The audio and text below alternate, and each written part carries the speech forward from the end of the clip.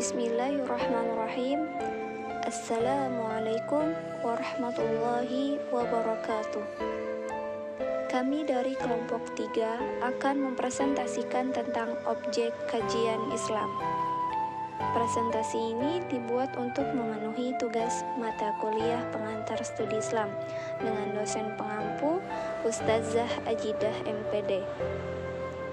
Kelompok 3 beranggotakan saya sendiri, Ani Indriani, sebagai moderator, dan para pemateri yaitu Liliana, Liza Armida, Nur Saadah, Rahmawati, dan Rizka Hayati. A. Pengertian akidah.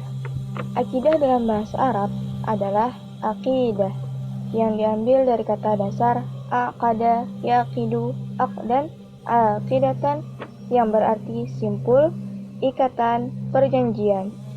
Dalam Kamus Bahasa Indonesia, akidah berarti yang dipercayai hati.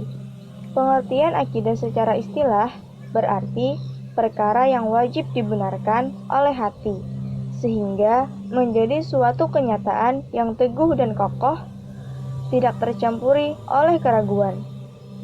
Dan kata akidah ini juga sekedar dengan kata al-aqdu yang memiliki arti sama dengan kata 1. Ar-Rabiq, ikatan. 2. Al-Ibram, pengesahan. 3. Al-Ihkam, penguatan. 4. At-Tawathuq, menjadi kokoh atau kuat. 5. Al-Syaddu bil quwwah, pengikat dengan kuat. 6. At-Tamathuq, pengokohan. Dan Al-Isbat, penetapan.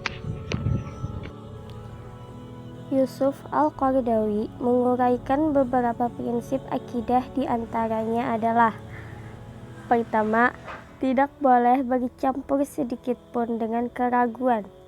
Kedua, mendatangkan ketentraman jiwa. Ketiga, menolak segala sesuatu yang bertentangan dengan kebenaran. Ruang lingkup pembahasan akidah adalah sebagai berikut.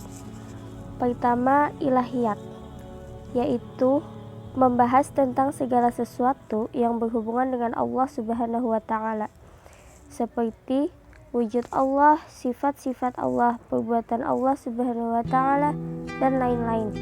Yang kedua, nubuwat, yaitu membahas tentang segala sesuatu yang berhubungan dengan Nabi dan Rasul, termasuk pembahasan tentang kitab-kitab Allah Subhanahu wa Ta'ala, mukjizat, dan lain sebagainya.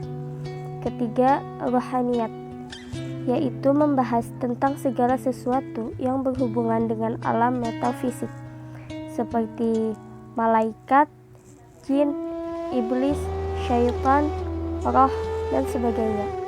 Dan yang keempat, yaitu sam'iyat, membahas tentang segala sesuatu yang hanya bisa diketahui lewat dalil naqli, berupa Al-Quran dan Sunnah, seperti alam barzakh, akhirat, azab kubur, tanda-tanda kiamat, surga, neraka, dan lain-lain. B.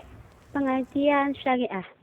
Dalam kajian hukum Islam, lebih menggambarkan kumpulan norma-norma hukum yang merupakan hasil dari proses tasyri'. Tasyri' adalah menciptakan dan menerapkan syariah. Sesuai dengan objek penerapannya, maka para ulama membagi tasyri' dalam 2 bentuk, yaitu tasyri' samawi dan tasyri' wad'i.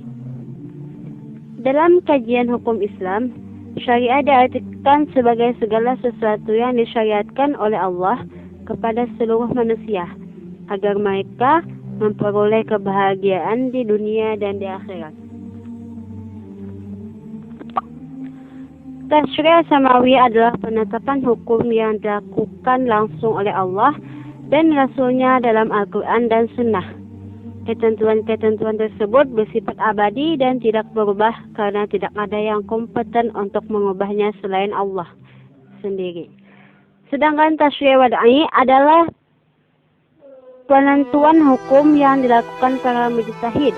Ketentuan-ketentuan hukum hasil kajian mereka ini tidak memiliki sifat mutlak, tetapi bisa berubah-ubah karena merupakan hasil kajian nalar para ulama yang tidak lepas dari salah karena dipengaruhi oleh pengalaman keilmuan mereka, serta kondisi lingkungan dan dinamika sosial budaya masyarakat di sekitarnya. Perbedaan syariat dengan fikih. Syariat. 1. Syariat adalah hukum Islam dalam kualitas ilahiyah. 2. Syariat adalah wahyu Allah, Al-Quran dan Sunnah. Sedangkan fikih. 1. Fikih adalah aktivitas keilmuan manusia. 2. Fikih adalah menemukan dan mengungkapkan pengertian syariat atau wahyu, Al-Quran dan Sunnah. Fikih terilhami dari perkataan dan perbuatan Nabi yang merupakan perwujudan dari perintah Allah yang dilestarikan dan dipelihara oleh para sahabat dan tabi'in dalam bentuk hadis. Hadis yang disampaikan dari generasi ke generasi itulah yang mula-mula mengilhami perbincangan dan kemudian pemikiran hukum yang sistematik atau fikih. Ada dua prinsip utama yang harus dijadikan sebagai pijakan dalam memahami mazhab fikih. A. Prinsip sinkronik yang mensyaratkan agar suatu rumusan hukum setiap saat harus dapat diverifikasi dengan merujuk kepada wahyu. B. Prinsip diakronik yang mengharuskan pada penganut tradisi mazhab untuk menjaga kesetiaan tradisi tersebut dengan menghargai capaian penafsiran para ulama mazhab terdahulu. Bagian C. Pengertian akhlak. Secara etimologis, akhlak berarti budi pekerti, tingkah laku atau tabiat-tabiat. Sementara secara terminologis, akhlak berarti tingkah laku seseorang yang didorong oleh suatu keinginan secara sadar untuk melakukan suatu perbuatan yang baik. Berdasarkan pengertian di atas, maka 4 hal yang menjadi syarat apabila seseorang ingin dikatakan berakhlak. Yang pertama, perbuatannya yang baik. Yang kedua, kemampuannya melakukan perbuatan. Yang ketiga, kesadarannya akan perbuatan itu. Dan yang terakhir, kondisi jiwanya yang membuat cenderung melakukan perbuatan yang baik atau buruk.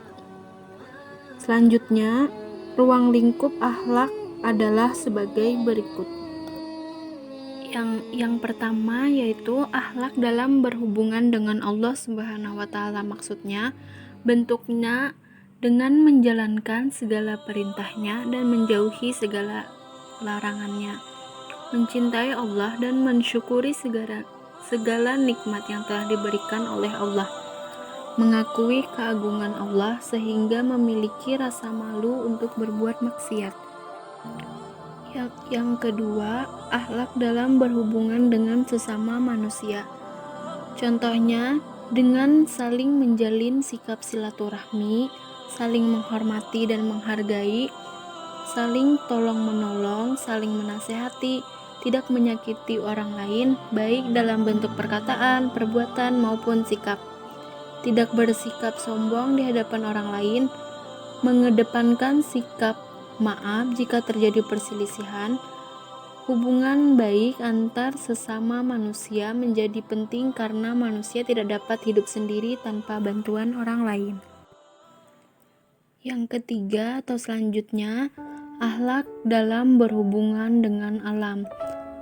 Bentuknya adalah dengan menjaga kelestarian alam, karena alam juga makhluk Allah yang berhak hidup seperti manusia. Hal itu dapat dilakukan dengan cara menyadari bahwa diri manusia diciptakan dari unsur alam yaitu tanah. Dengan demikian, alam adalah bagian dari manusia. Terima kasih kepada para pendengar dan penyimak presentasi ini. Mohon maaf jika ada hal yang kurang berkenan. Untuk yang ingin mengajukan pertanyaan, silahkan kirim pesan di grup WA Pengantar Studi Islam. Pertanyaan kami batasi hanya untuk 6 orang. Sekian dari kami. Wassalamualaikum warahmatullahi wabarakatuh.